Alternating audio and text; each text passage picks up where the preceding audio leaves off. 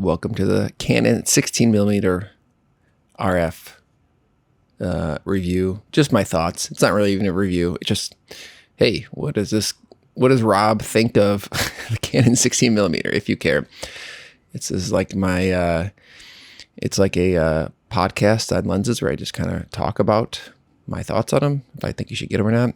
Obviously, I think you should probably get them because I have it. But I'll be honest, there are some lenses that I bought that I'm like, nah, I don't really use that. I don't think you should get it.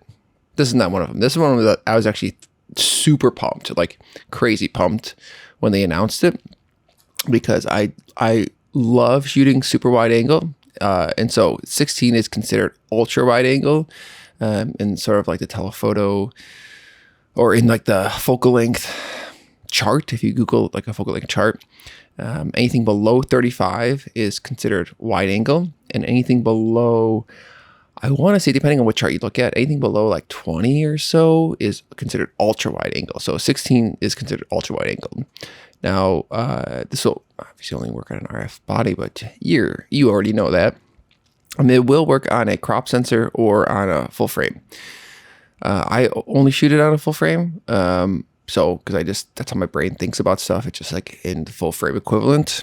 But if you have a crop body sensor like an R7 or like the R50, R100, all that stuff, it's actually kind of like a no-brainer to get. It's a 2.8, which is awesome. So it's just super small. This is the 35, which is like the first RF, or one of the first ones they Canon put out. And I picked it up. I've had this for a while. It's a good investment. I'll get into this one in a different video. Because it's got stabilization and stuff. So this is just no thrills. It's not that you really need stabilization on a wider angle, generally, because you're not going to notice as much. The longer the focal length gets, the more IS plays a big impact on there. I have another video where I talk about the 28, why I love the 28, and one of the big reasons is because of the size. So it's not as small as a 28, but it's still pretty tiny, and so it's great to have on because it's not this massive lens, and it's like the comparison of like, because I do have a 15 to 35, which if I'm using that, I'm generally shooting at 15, but it's huge. It's like a big lens, and sometimes I just don't want to carry around that big of a lens, but I still want to just like lean into the wide angle.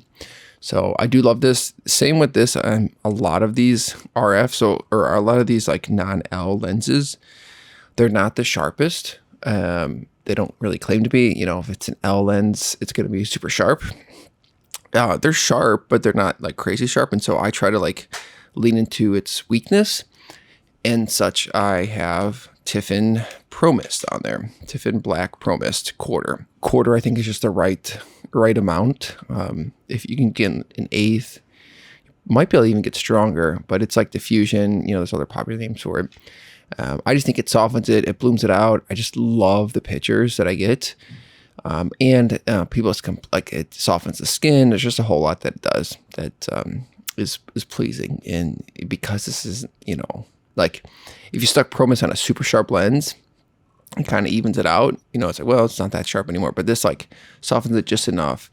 And if you're on a monitor camera, it's still gonna be very sharp in general. So anyways, the lens itself, you got one button. If you want to turn this ring on or off, I am a normal person and I just keep it on autofocus, so I don't even touch this.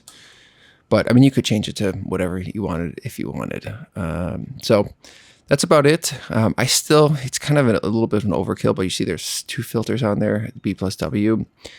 It's just a protective thing, but I already have this on there, so I probably don't need that.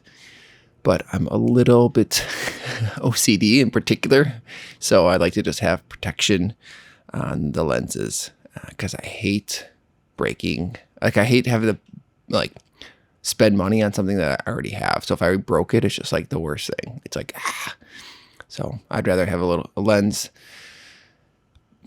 protector on there to do that. And I always suggest the B+Ws. I think, if you're going to have some sort of protection on there, you might as well have a good clean glass that doesn't affect the image.